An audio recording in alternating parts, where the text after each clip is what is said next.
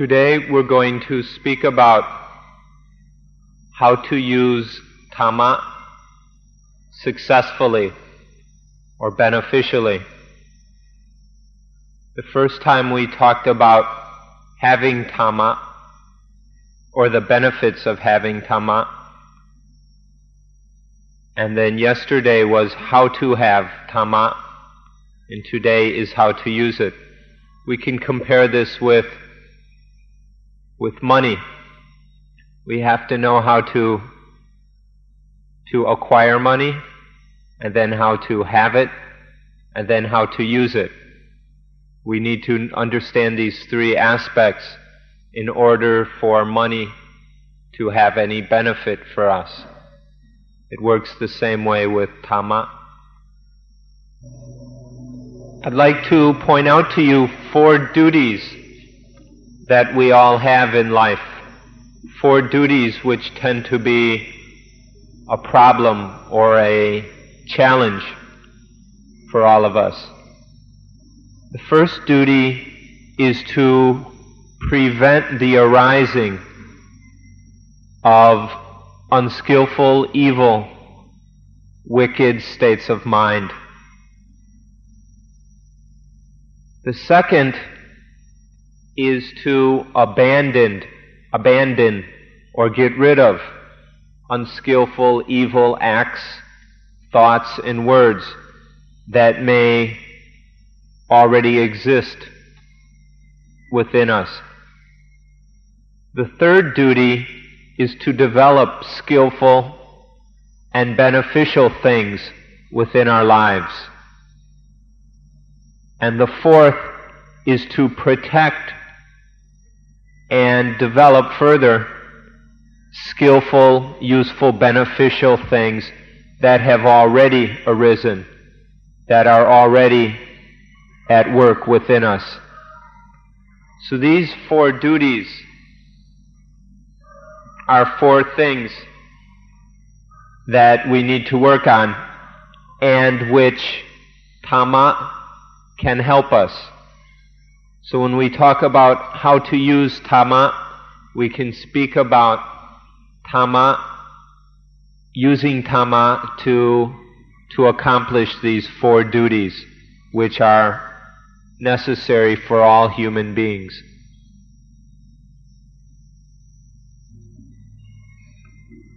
Yesterday, we gave the definition of Dhamma, that Dhamma is the system of practice that is correct according to our humanity throughout all the stages and levels of human evolution, that is beneficial both for ourselves and for others. Dhamma, as defined in this way, can help us, or Dhamma is what we need in order to deal with all the situations and problems which arise in our lives. And all these various situations can be described as these 4 duties or problems that we just mentioned. I'd like to talk about the things that we all need. There are certain things that all of us are in need of, and Dhamma can help us to realize these things that we need. The first needs that I'd like to talk about are survival. We all need to survive. We can talk about 3 kinds of survival at the beginning. We can talk about material survival, physical survival, or bodily survival, and we can talk about social survival. Dhamma can help, can give us what we need to solve the problems inherent in these 3 types of survival. So there's the material survival, where using Dhamma we can take care of all the problems we have related to the material necessities of life, such as food and clothing. Then there is the physical survival, the things we need to do to keep the body going. And then social survival. Using Dhamma, we can solve the problems that arise between ourselves and the other members of society. And so Dhamma can work on these three levels: the material, the physical or bodily, and the social level, in order to solve problems and bring about our survival. This is the first way that we can use Dhamma.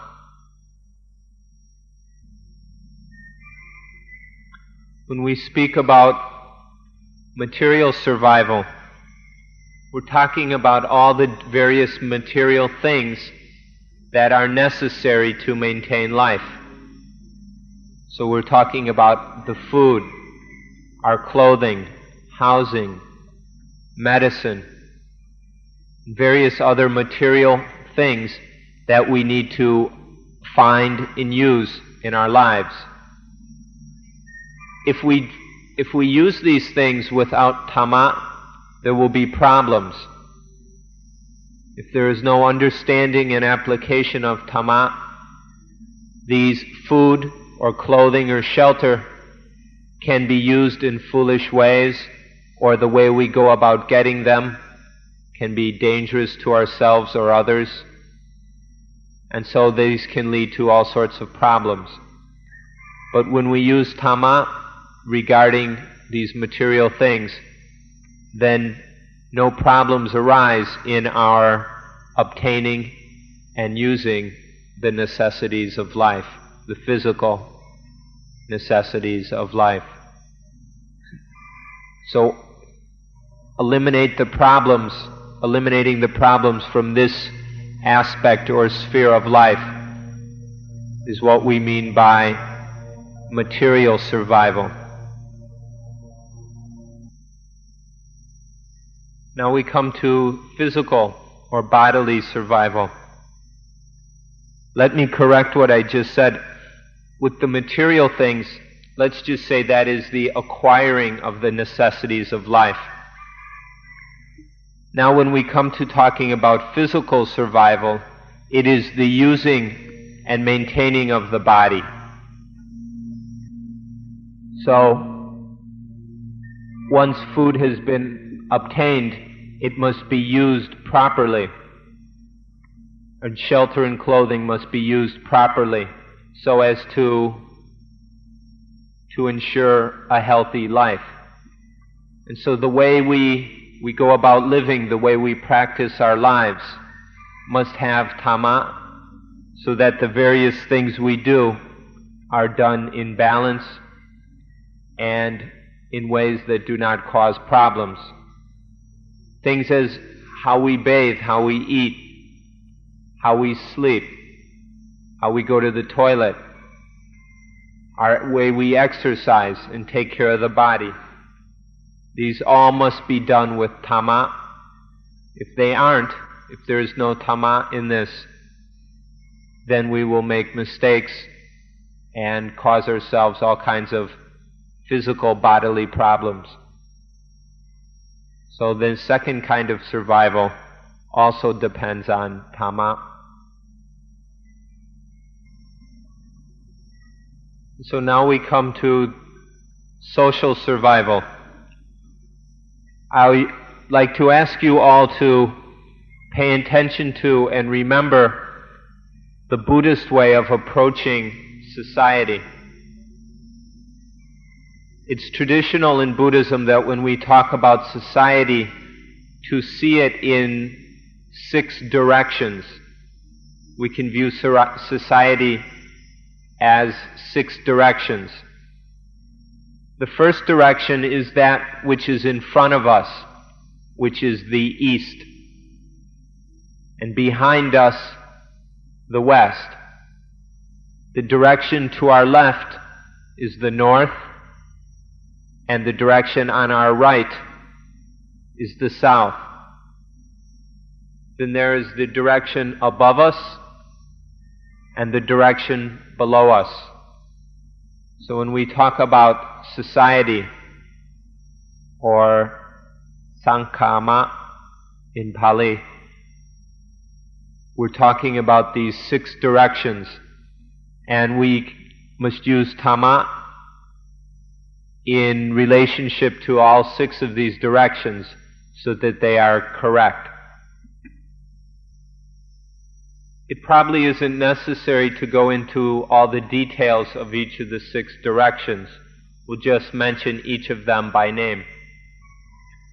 The first direction, the direction in front of us, or the east, represents our parents, or whoever in life has acted as our parents, our mother and father.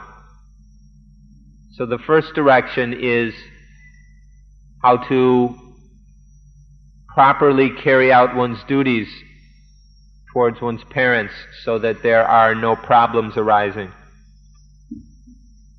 The direction behind us, the west, are our husbands, wives, and children.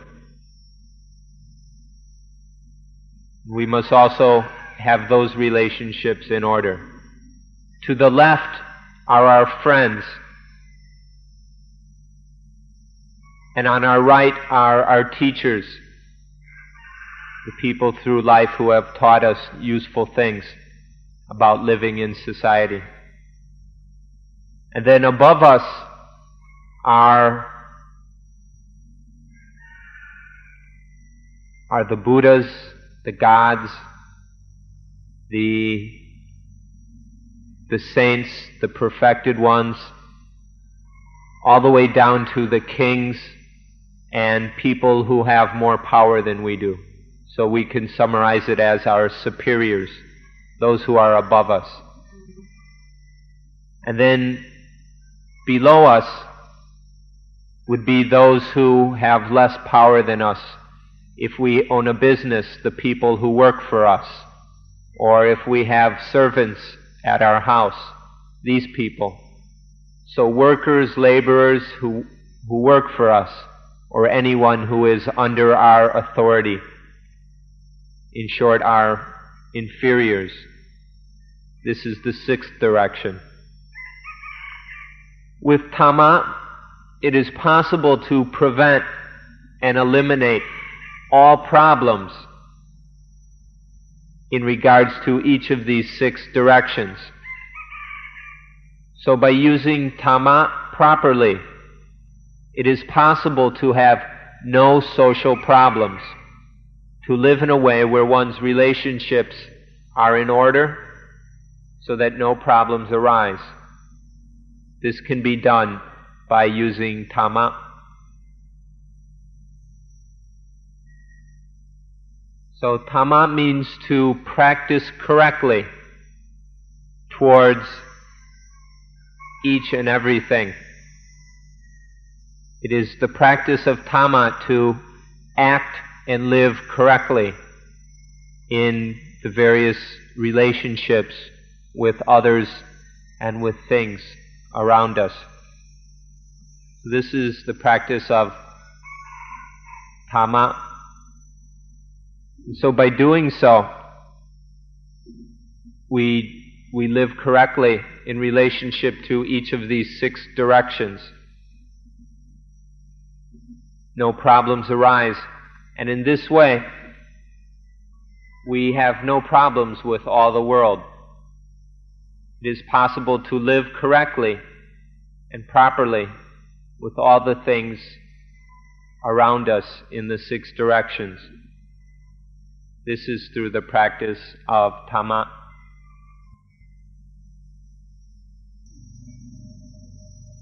So what we've been talking about so far is fundamental or a foundation of survival. There is material survival, physical, bodily survival, and then social survival. Together, this takes care of the basic fundamental survival that is necessary for life. When Dhamma helps us to do all these things correctly, then we have established a foundation for survival. So that was the first kind of survival. Now we move on to a second kind of survival. The second kind is mental survival. This means solving all the problems that arise with the mind. We can do this by having control over the mind, having trained and developed the mind so that it has control. So when the mind has some feeling or is in a state that is harmful and destructive, the mind can remove itself from that state and put itself in a state that is useful, that isn't dukkha. So the mind learns to develop this control, especially in steps 9, 10, 11, and 12 of anapanasati. The mind develops this kind of control and power to remove itself or to eliminate harmful states of mind, and so that it can enter into useful states of mind which are free of dukkha. To be able to do so is to be able to survive mentally, to have control over any mental problems that might arise so that they can be dealt with and eliminated. This is the second kind of survival, mental survival. So if we look at the third tetrad, or the third grouping within mindfulness of breathing, steps 9, 10, 11, and 12, we'll see that this is how the mind develops the ability, has the power to control itself, so that it has complete mastery over mental states. For example, step 10, where the mind can enter into states of satisfaction, happiness, gladness, enjoyment, very at will. It can move in and out of these different kind of states in order to gladden itself. Or step 11, the mind can concentrate itself to be steadfast, firm, concentrated, at will on anything. Or step 12, the mind is able to be released, to let go of all the attachments, or of any attachment that is present, to let go of the defilements in order to be calm, tranquil, and at peace. So this is the way to mental survival, for the mind to have this kind of control. If you want, the mind can also enter into all kinds of states. If we speak the way traditional villagers would speak, we can say that we can enter into the mind states, or we can become celestial beings. These are called devas. So the mind we can become celestial beings, and having the kind of enjoyment of very fine sensual pleasures as these celestial beings are reported to experience. Or to go above that and to be Brahmas. Brahmas are gods living in realms where there is non-material pleasure. It's not sensual pleasure, but it's non-material being. Should say fine material being, high states of concentration. It's fine material, not non-material. Or we can go into even higher states than that. This can be done because of the mind's ability to control itself. If we want, we can also enter into wicked, defiled states of mind, if there was some reason we would want to do such a thing. So this is what happens in the third tetrad, the third grouping of 4 steps in mindfulness of breathing. And this is the meaning of mental survival, to be able to have this kind of control over the mind so that all problems, all dukkha, can be avoided as far as applies to the mind. In order to make this point clearer, I'd like to explain another Dhamma word for you. This word is opapatika, which is often translated spontaneous birth or immediate mental birth. That may not make much sense to you, so we'll explain it a little bit. Opapatika is a spontaneous kind of birth where there are no mothers and fathers involved. It's a mental birth. It's not birth from a mother. It's an immediate, spontaneous kind of thing that doesn't involve the long biological process of physical birth. This is an immediate kind of mental birth that happens all the time. For example, if you think like a dog, then you are born as a dog. That is opapatika, as a dog.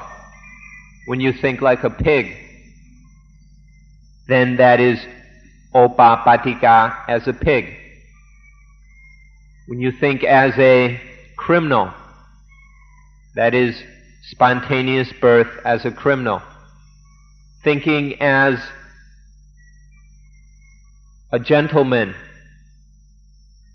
or a wise man or whatever is spontaneous birth in those ways. This all happens within the same body.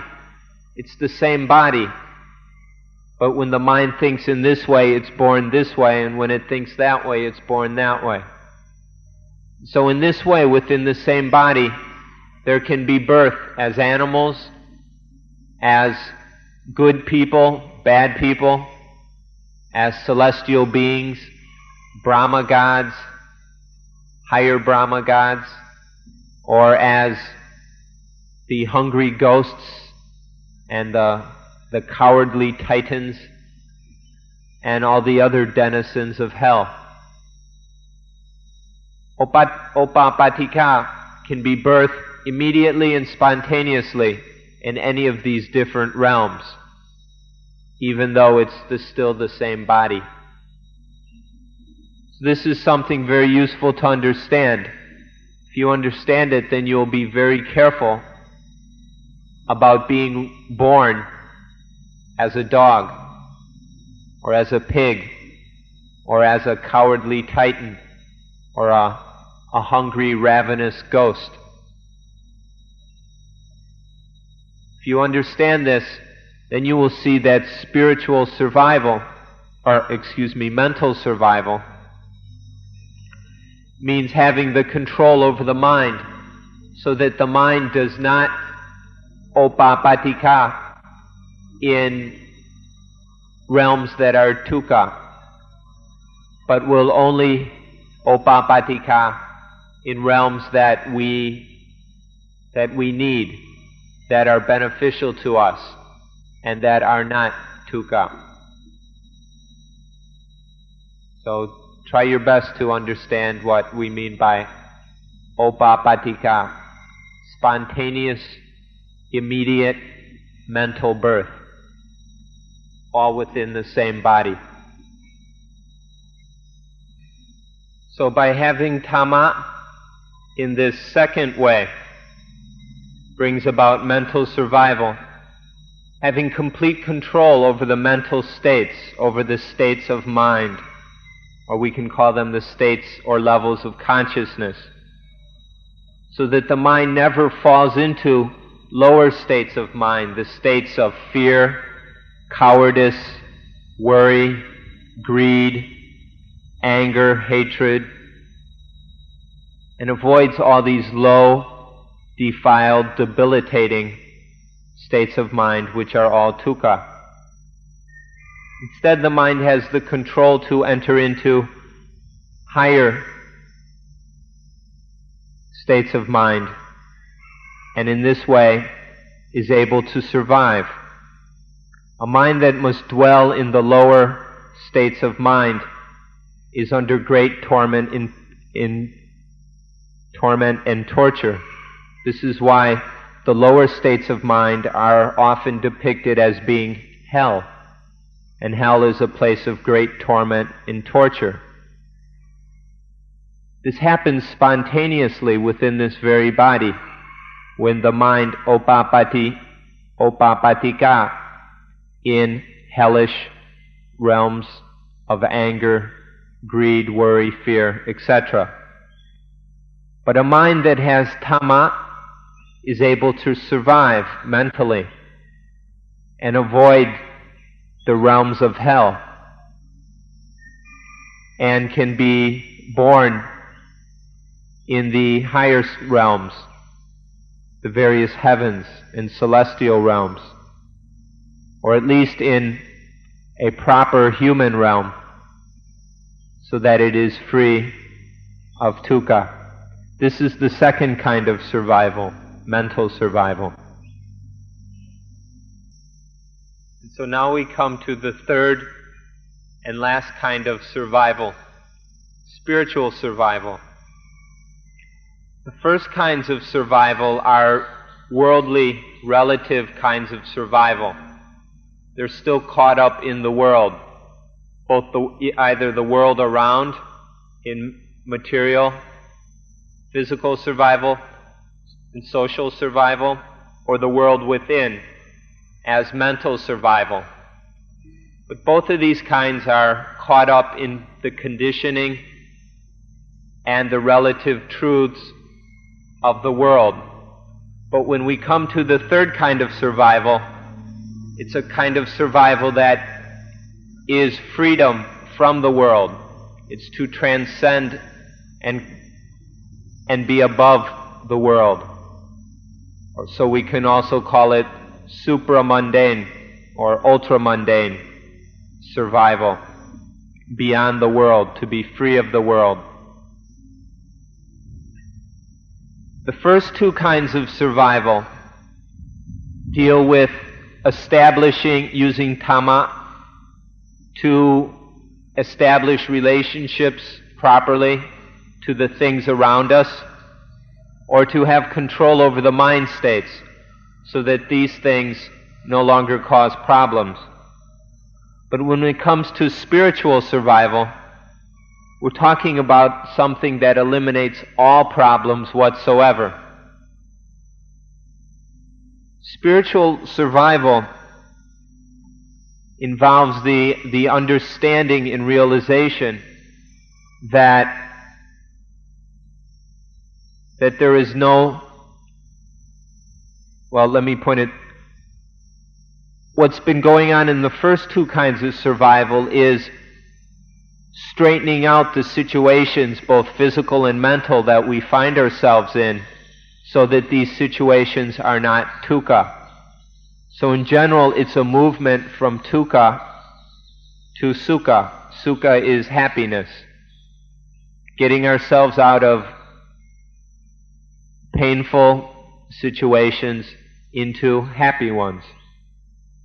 But in doing so, there's always an I, some self, that either experiences the dukkha or experiences the happiness. And so this self is always subject to these changing conditions.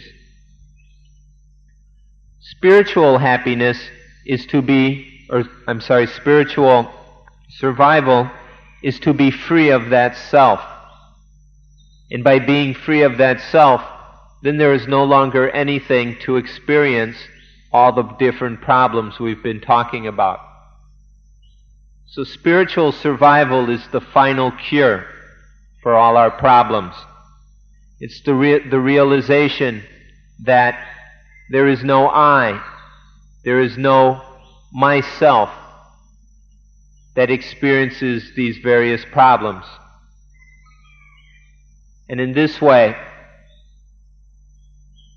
we are able to transcend this worldly existence of I and mind, of possessiveness and identification, and to be above all this conditioning by no longer having an I, a self, a me, a soul, or anything belonging to the I, the me, the self, the soul. So we're completely free of I and mind, of me and myself. This is spiritual survival. This is the highest and final goal of Buddhist practice. We don't settle for just the first two kinds of survival, because those are limited and conditioned and impermanent. For true survival, we need to have this third kind, spiritual survival, to transcend the self and the limitations and conditions of the self and of the world that belongs to the self. So this is spiritual survival, the highest goal of Buddhism. Those who have survived on the spiritual level, who have achieved this kind of survival, we call Arahanta. Arahanta, which can be translated as perfected human beings.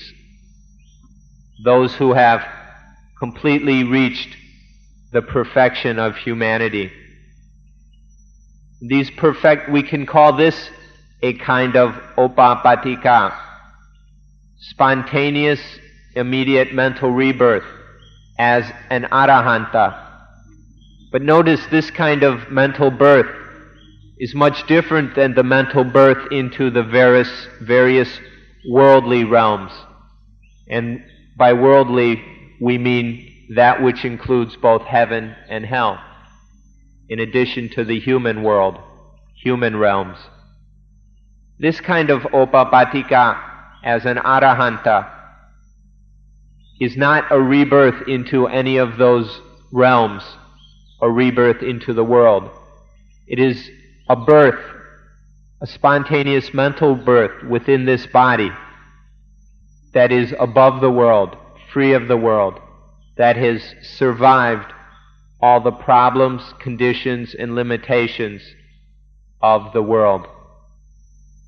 And this happens by transcending, by eliminating, by getting rid of all ideas of I, me, self, soul. This is the third kind of survival, the highest, most sublime kind of survival, spiritual survival. So, if we come to step 13 of mindfulness of breathing, which is the contemplation of anicca, of impermanence, while breathing in and breathing out. This is called anicca-nupassana. So in this step of the practice, the mind is now studying Dhamma completely and begins to focus on and note the anicca, the impermanence, the perpetual change and flux that is in all conditioned things. And as this is contemplated, it begins to be seen more and more completely. And as anicca is seen completely, then there is the seeing of anatta, not self, that in all that perpetual change, in all that impermanence, there is nothing that is permanent. There is no permanent, essential, individual entities, which we would say call a self or a soul. In all that change, there are no selves and no souls. There's just change. This is to see anatta. And as anatta is seen, this will lead to the seeing of sunyata. Sunyata means the voidness of any meaning of I or mine. So in all that change, nothing has the meaning. Nothing can be rightly called I or mine. If we use these words, we're using them incorrectly or not truthfully, because there is nothing that is rightfully I or mine that has the meaning of the words I and mine. This is sunyata. From seeing sunyata, then there is the seeing of itapacayata, the law of nature, of cause and effect. And as itapacayata is seen, then there is the seeing that it's all just this. There's just this change, just this sunyata, this itapacayata. None of it is self. It's just what it is, just thus. This we call tatata, suchness or thusness. It's all just this, just thus, just the way it is, no other way. So this is very, very useful, because the realization of tatata can solve all our problems. When everything is just seen as tatata, then nothing can ever be a problem again. So it begins with seeing impermanence, seeing anicca, and this develops into seeing anatta, non-self, not self, and sunyata, the voidness of any meaning of I or me or mine. Itapacayata, the law of cause and effect that governs all this change, all this selfless, impersonal change that is going on,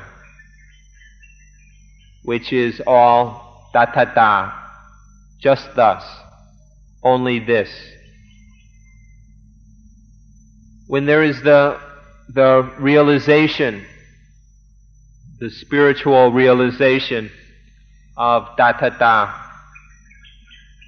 then nothing's a problem.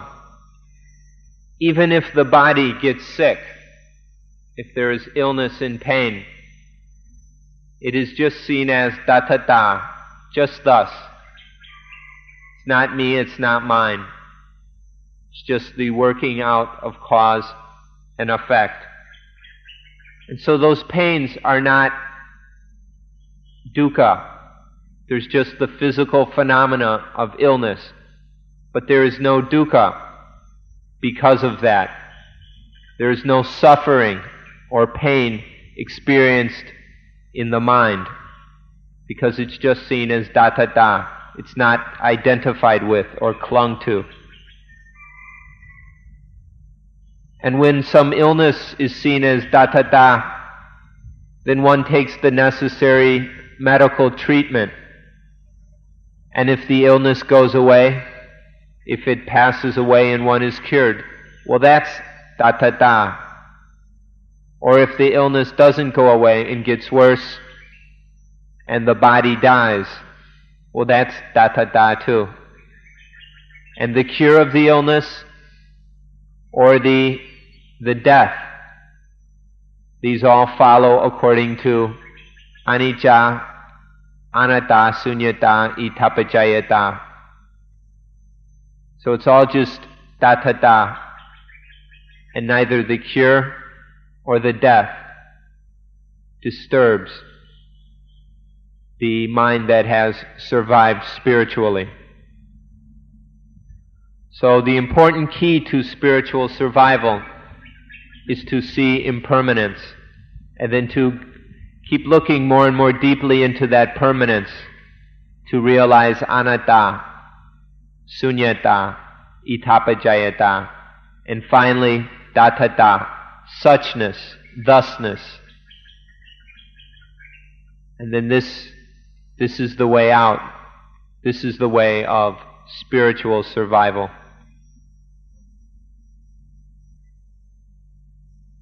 So dattata, the realization of dattata,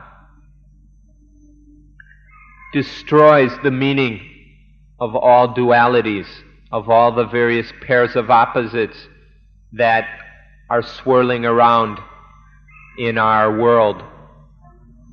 Dattata cuts through all these distinctions between this and that to reveal thusness or suchness.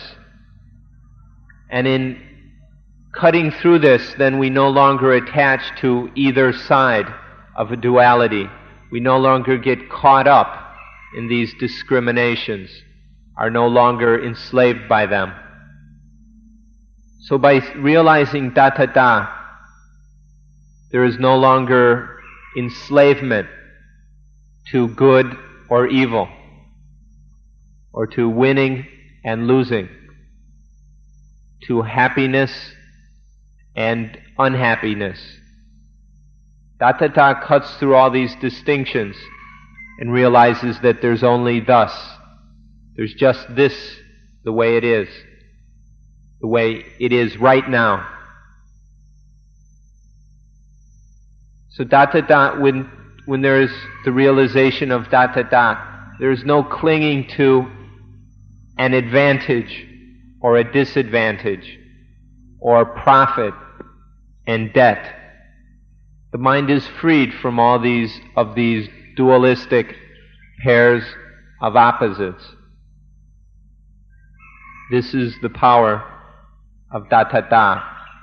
This can free the mind from all the spinning round in worldly existence.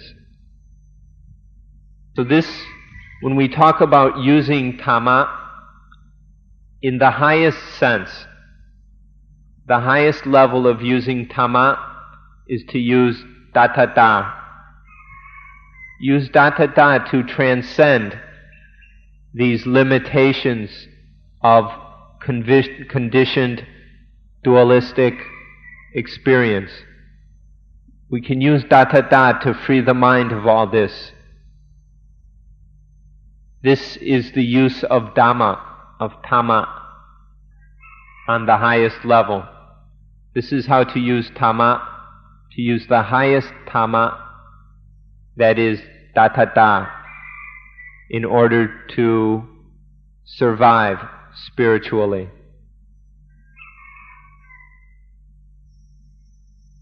Now please don't go and misunderstand and think that dattata is some big, high word that can't be used in ordinary life. We can apply this Dhamma of dattata in even the most basic and simple of life's experiences. For example, if a young child has a doll or some toy, and they're playing with the doll, and it falls and breaks, and the child begins to cry, then the grandmother or someone who is taking care of the child, this is used to be very common in Thailand, would say to the child, "Chen nan eng, chen nan eng." It's just such and such. It's the way it is. Don't cry about it, don't laugh about it. It's just dattata. So, it's possible to use the Dhamma of Buddhadāsa with children in very basic situations, so that we just see things as they are, as just such. It's no other way, it's just this way. There's nothing to cry about, there's nothing to laugh about. Just see it as it is. And so this way, Buddhadāsa can be applied to everything that happens, so we don't get lost in happiness or in sadness, but just see it for what it is. And when there is this realization of Buddhadāsa, there's no way that we see things as different or that we discriminate and distinguish between this and that, between good and bad, and all those other things.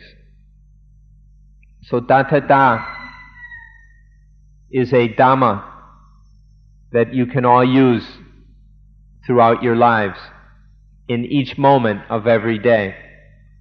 So become familiar with Buddhadāsa and learn how to use it in all situations in order to solve or to free yourselves of the problems of life. So whether our dolls break or not, it's still Buddhadāsa. Now this matter of Buddhadāsa, which we can use throughout our lives,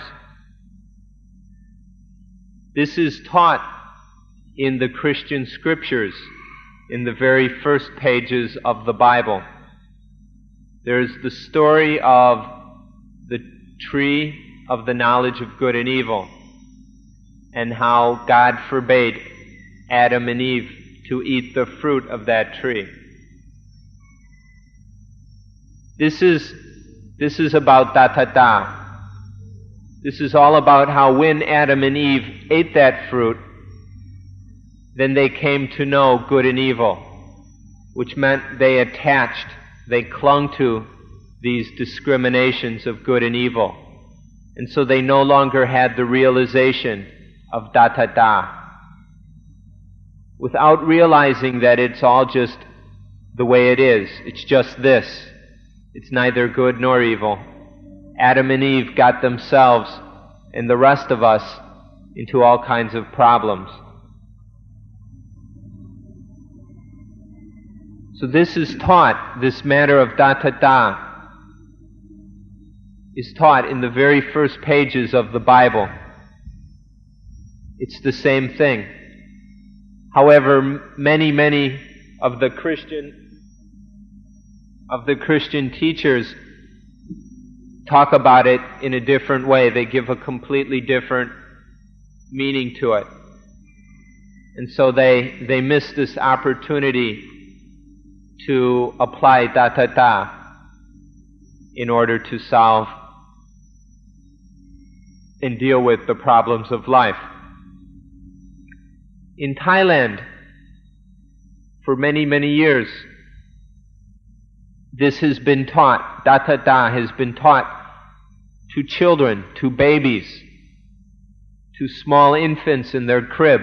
When something happens, the grandmother or whoever looks after them says, "Chen nan eng, chen nan eng." Oh, it's just that. It's all it is. Just thus, just such. And this is the meaning of Buddhadāsa. Unfortunately, this very wise teaching which is given to infants and very small children isn't continued as the child grows and becomes a teenager. But it is possible to begin teaching this to very young infants when they're still in the crib.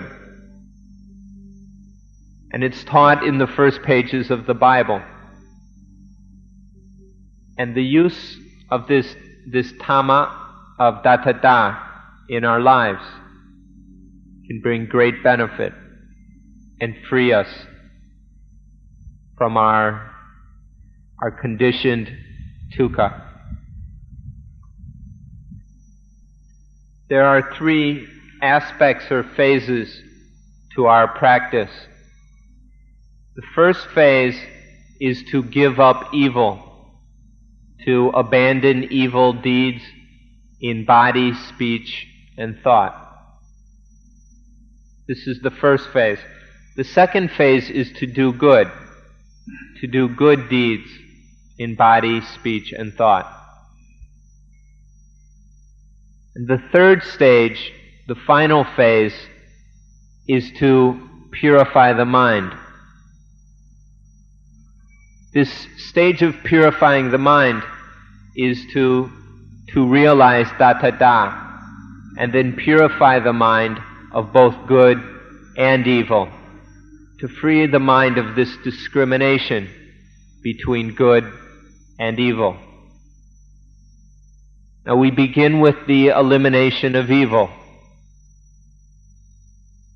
Work on those really crude things.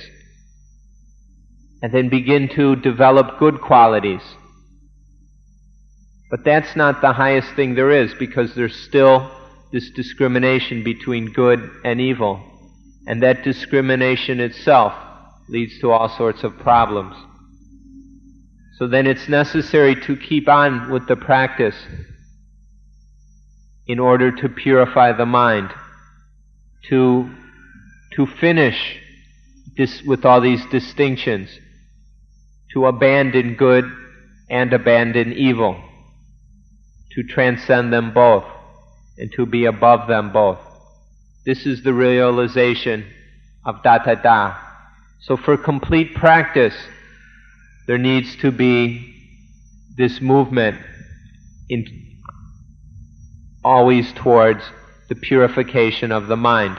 Don't settle just for the abandoning, the giving up of evil things and the development of good things, but also liberate the mind from these discriminations. Free the mind from both good and evil by realizing Buddhadāsa. Now I'd like to go back to the point we began with of how to use Dhamma. We need to explain that Dhamma, this word Dhamma, means many, many things. It means everything. Everything, all phenomena, all noumena also. Everything is Dhamma. There is nothing excluded from Dhamma, nothing anywhere in the universe, in the cosmos. So Dhamma is everything. Now we can break up Dhamma, or the Dhammas, into three categories. We can talk about the Dhamma that are tools or instruments. Then there are the Dhamma which are the activity itself. And then there are the Dhamma which are the results or fruit of the activity. So there are all these Dhammas, and we can see them in these three categories of the instrument, the activity or practice itself, and then the fruit of that practice. Now when we're talking about Ganchai Dhamma, or using Dhamma, we're talking about the first group of Dhamma, the Dhamma as tools or instruments. We're talking about how to use these tools in a beneficial way. And the highest and most sublime, the most powerful of these tools is the understanding and realization of this matter we call Buddhadāsa. So we're talking about Dhamma as a tool, as tools. and the most powerful tool is Dattata. Now if we look at Dattata, this tool, this Dhamma tool of Dattata, more closely, we'll see that it's not just a tool, but it's also a result. The result of correct practice is the realization of Dattata. And then that realization of Dattata can be applied as a tool, leading to further realization. And then that newer realization can also be applied. So if we look more closely, we can see Dattata is both a result of correct practice and also a tool for further deepening practice. And then Dattata, as both a result and as a tool, can progress successively in this way. First, progress as realization applied as a tool. Further progress is realization applied as a tool to help us go on, further and deeper into the understanding of Dattata. So this tool of Dattata works in this way until the final fruit of Dattata, which is to cut through all problems, to eliminate all dukkha from existence or from life. So this is how to use this tool of Dattata in order to eliminate all the problems that arise. This happens in the 13th step of Anapanasati, where the realization of Dattata begins and then is applied as a tool for the rest of the practice in order to complete the practice of mindfulness of breathing, in order to free the mind. Now this Dattata is the highest, most powerful tool available in our practice of Dhamma, but there are many, many, many other tools which can be used. And Dattata is a tool that is developed through correct practice. So now we'd like to talk about some other tools which are used in Dhamma practice, which help lead up to the development of the tool of Dattata. So now we'd like to talk about some other tools or instruments that can be applied in our general practice of Dhamma. These can be applied on all sorts of levels and in all sorts of situations. And they can also be applied specifically to the practice of Anapanasati. So I'd like to talk now about 5 tools that can be used in general. The first of these tools is saddha.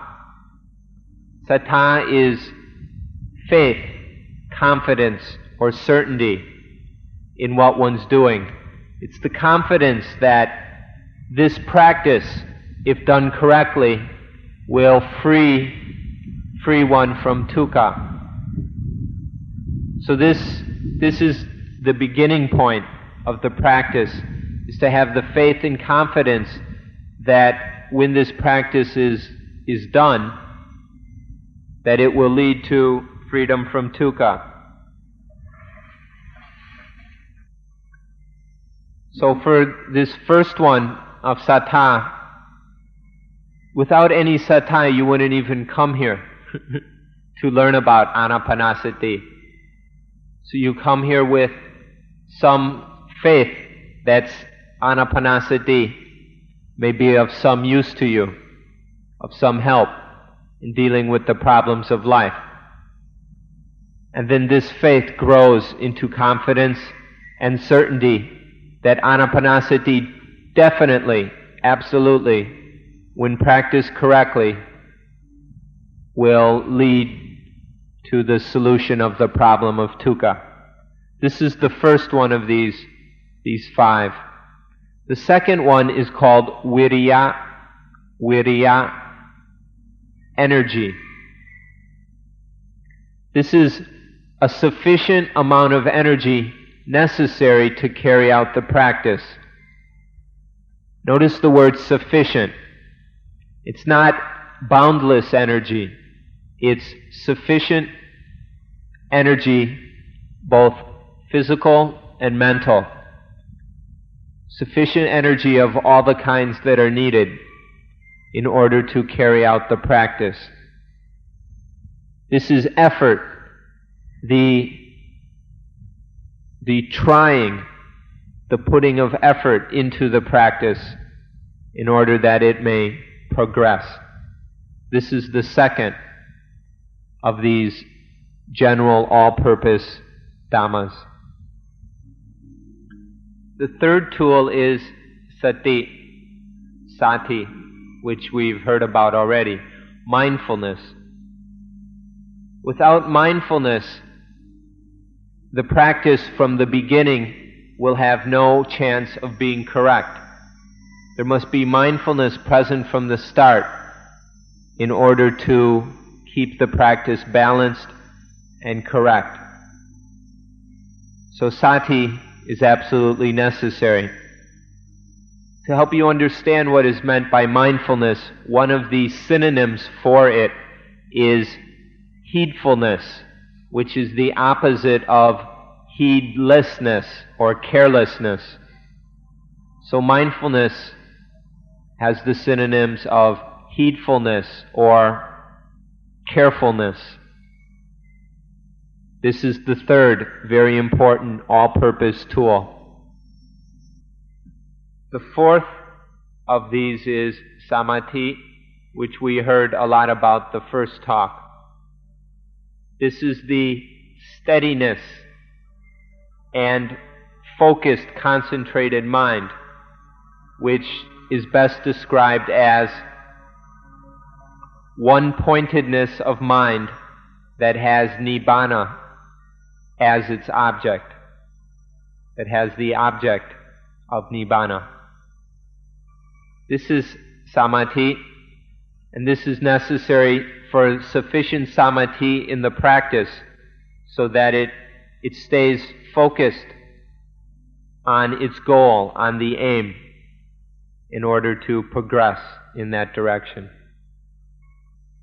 The fifth of these is panya, wisdom, or the knowledge of everything that needs to be known. So the things that need to be known, what needs to be known, how to use it, when to use it, where to use it, how much of all these things. This is panya, this wisdom about the things we need to understand, how much of each of these things must be used at what time, what place, in what way.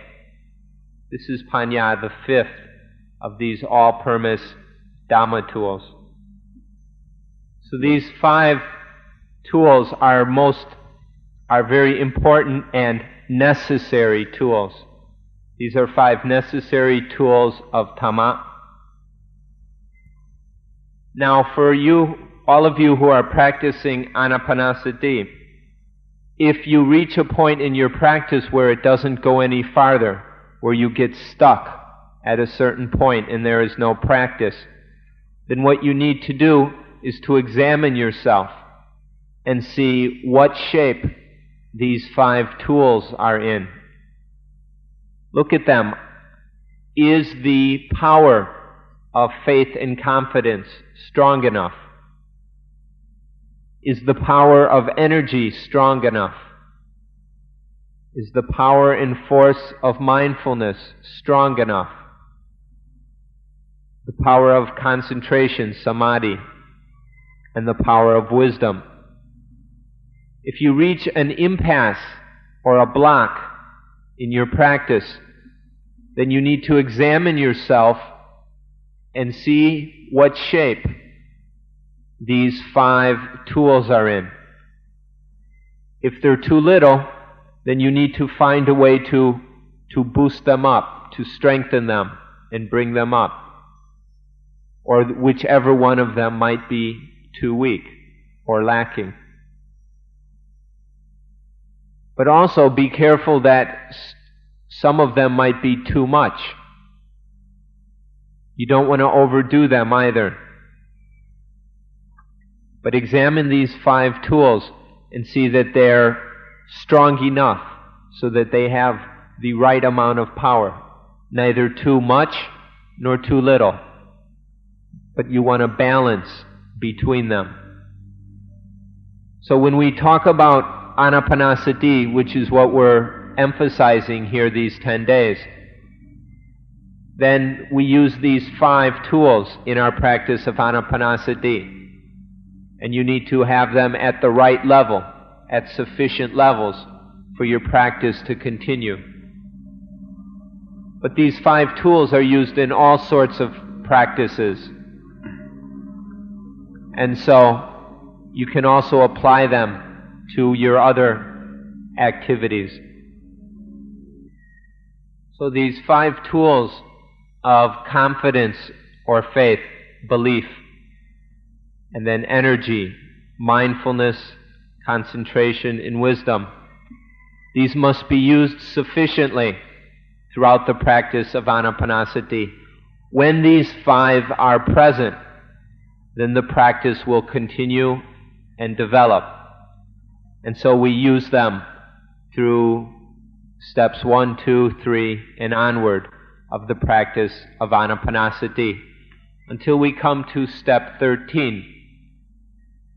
In step 13, we use these 5 tools at the sufficient and appropriate level and degree in order to develop the tool of realization of anicca. Then as we begin to realize impermanence, then this is the tool to realize not self, anatta, which takes us on to seeing the voidness of any meaning of I or mine, sunyata, and then itapajayata, the law of cause and effect, until the tool of dattata is developed. So we use the first 5 tools throughout the beginning stages of the practice, and then eventually use them to create the tool or develop the tool of dattata.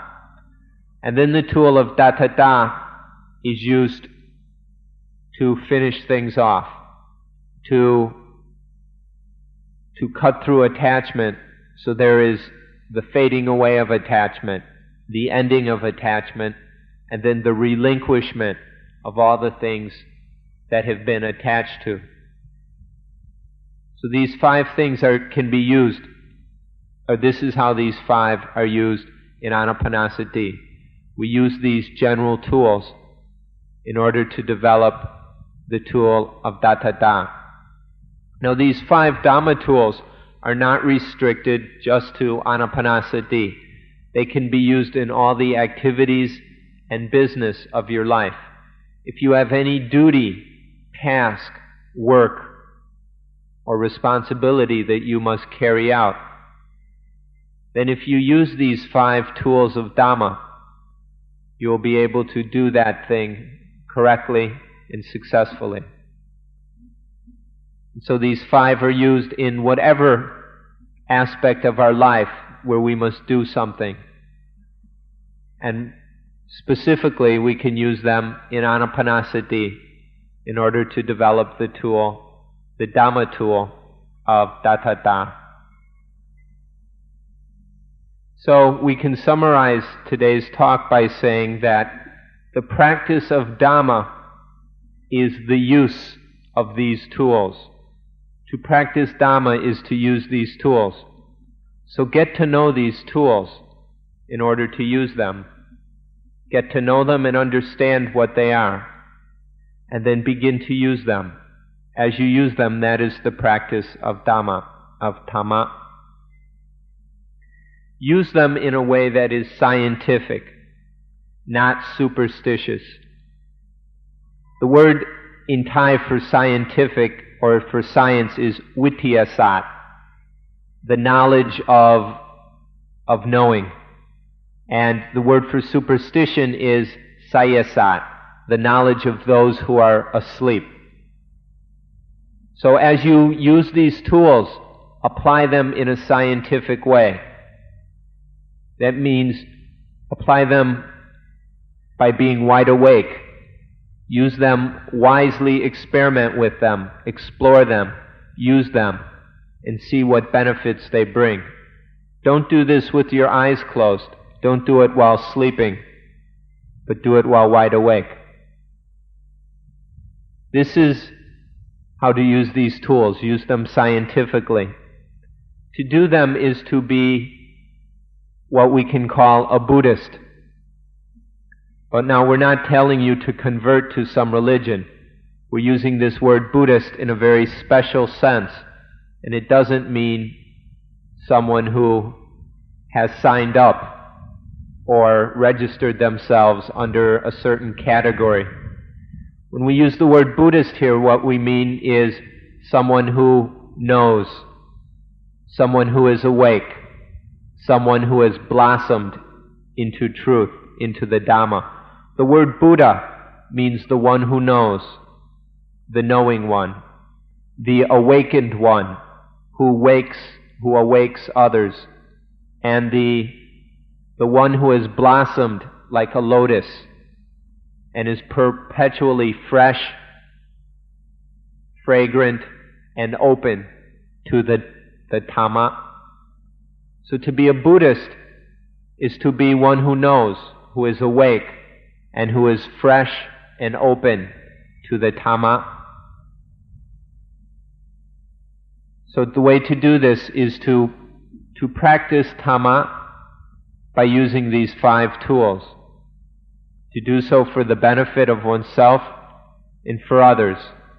And to carry on this practice and develop further and further into knowledge, into being awake, and into opening up to truth and reality. So on this point, we will end today's talk. I would like to make a short announcement, though. For those of you who are coming to your first retreat at Suan Mokkh,